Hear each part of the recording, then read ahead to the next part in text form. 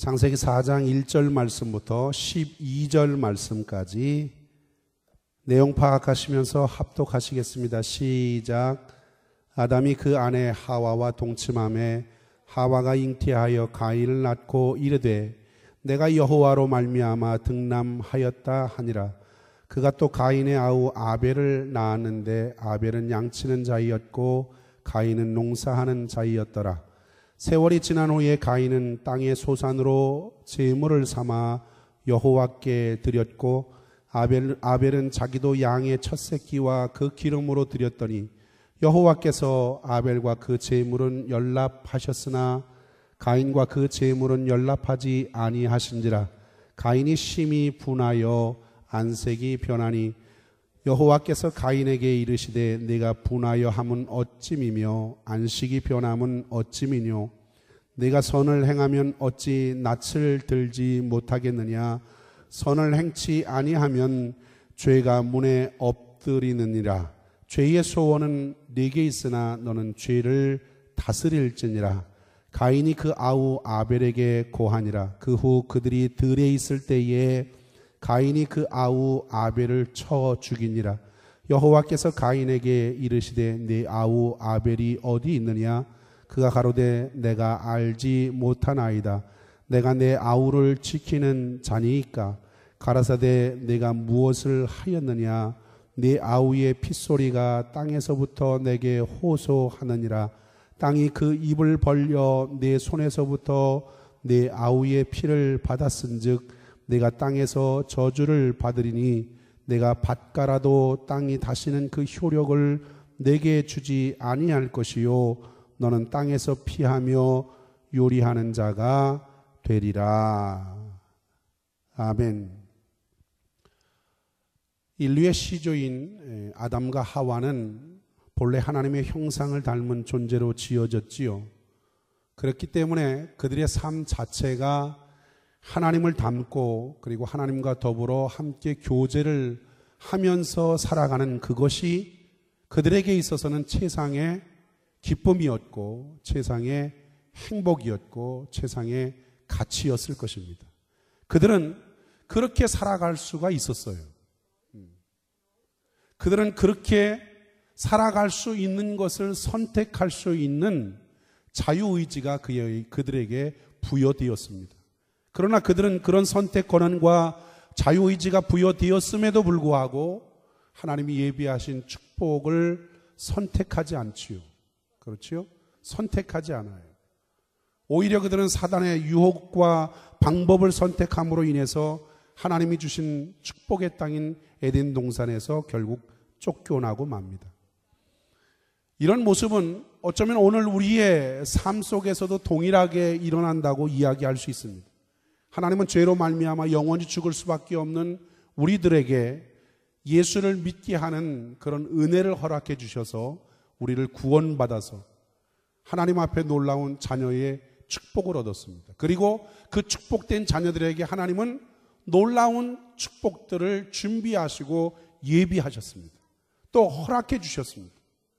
그렇기 때문에 우리는 그 놀라운 축복들을 우리에게 주어진 선택 권한과 우리에게 부여받은 자유의지로 인해서 하나님이 예비하신 그 놀라운 축복들을 우리는 보장받을 뿐만 아니라 그 축복을 누려야 되고 경험해야 됩니다. 말씀에 대한 믿음을 통해서 또 말씀을 통해서 순종함을 통해서 하나님의 축복들을 우리가 받아 누려야 됩니다. 그럼에도 불구하고 인간은 자신에게 주어진 선택 권한과 자신들에게 부여받은 자유의지를 가지고도 하나님의 은혜와 축복을 선택하지 않아요. 선택해서 하나님이 예비하신 축복들을 누리면 좋은데 그것을 선택하지 않아요. 오늘도 여전히 사단의 방법과 유혹들을 선택함으로 인해서 여전히 불행하고 고독한 삶을 살고 있는 것이 인간의 모습이라고 이야기할 수가 있습니다. 결국 인류의 시조인 아담과 하와는 사단의 유혹과 방법을 선택함으로 인해서 결국 하나님이 주신 그 축복의 땅인 에덴 동산에서 쫓겨나서 결국 그들은 먹을 것을 걱정해야 됐습니다. 그들은 죽음을 또 질병을 걱정해야만 했어요. 그렇게 살아가는 불행한 인생을 살게 되었습니다. 자녀 문제로 인해서 평생 눈물을 흘려야 됐고, 그리고 속고 속이는 생존 경쟁에 치열한 삶 속에서 살아야 되는 그런 고독한 신세가 되고 말았습니다. 이렇게 그들은 자신의 고독하고 불행한 삶을 살아가면서도 그들은 무엇을 생각했을까요? 지난날 하나님이 자신들에게 허락해 주셨던 그 놀라운 축복, 에덴 동산을 아마 그리워했을 겁니다. 분명히 그리워했을 거예요. 그런 축복된 삶을 하나님이 허락하신 그것을 다시 돌아가고 싶은 그런 마음들이 그들 마음속에 분명히 있었을 것입니다. 그럼에도 불구하고 한 번의 잘못된 선택이 가져온 불행 앞에 그들은 어찌할 수가 없었지요. 그래서 그들은 늘 고독했어요. 그들의 마음은 행복하지 않았습니다. 자, 이런 모습을 누가 보시고 계셨어요? 하나님이 보신 것입니다. 하나님이 보시면서 안타까워하셨어요. 그래서 하나님은 그들에게 죄에 대한 대가로 받아야 됐던 그 저주의 고통 속에 무엇을 숨겨두셨느냐 하면 큰 위로와 기쁨을 숨겨두셨어요. 그래서 하와는 하나님께서 그들에게 새로운 생명을 허락하시죠. 그래요. 새로운 생명을 그들이 얻음으로 인해서 그들은 그 고통 속에서 무엇을? 큰 위로를, 큰 기쁨을 얻게 됩니다.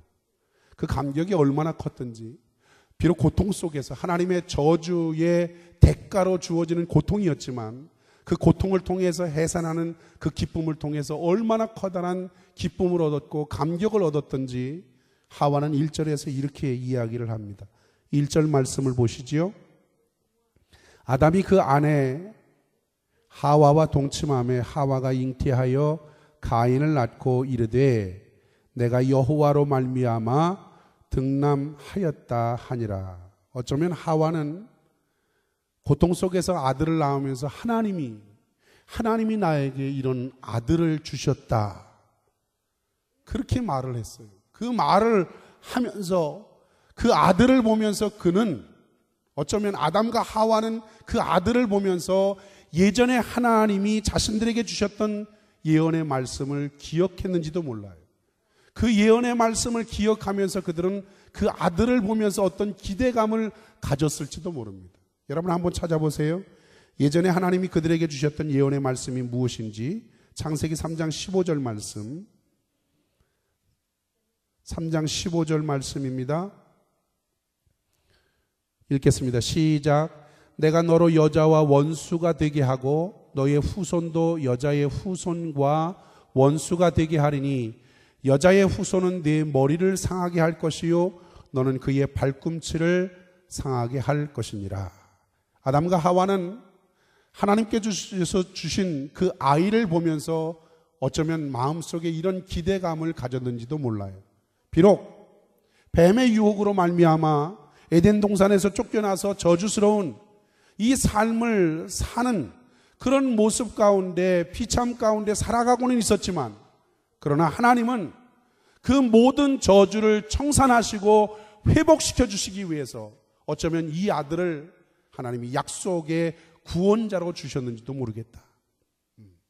아마 그들은 그 아이를 낳으면서, 그 아이를 보면서 아마 이런 기대감을 가졌을지도 모릅니다.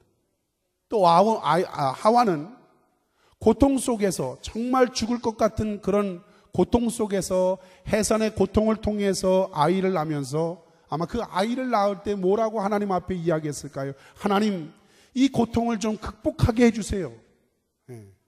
어쩜 처절한 그 고통 가운데, 해산의 고통 가운데서 아마 하나님 앞에 이런 기도를 했을 것입니다. 비록 죄의 대가로 받은 해산의 고통이지만 하와는 그 고통을 통해서 아이를 낳았을 때 그는 그 아이를 보면서 하나님 앞에 기뻐하고 감사했을 것입니다. 그래서 하와는 뭐라고 얘기했어요? 내가 여호와로 말미암아 등남하였다. 내가 하나님의 은혜로 말미암아 이 아이를 얻었다라고 그는 하나님 앞에 기뻐하며 감사했다는 것입니다. 가인을 낳게 해주신 그 하나님의 은혜, 그 은혜 앞에서 그들은 분명 고통 속에서 아이를 낳으면서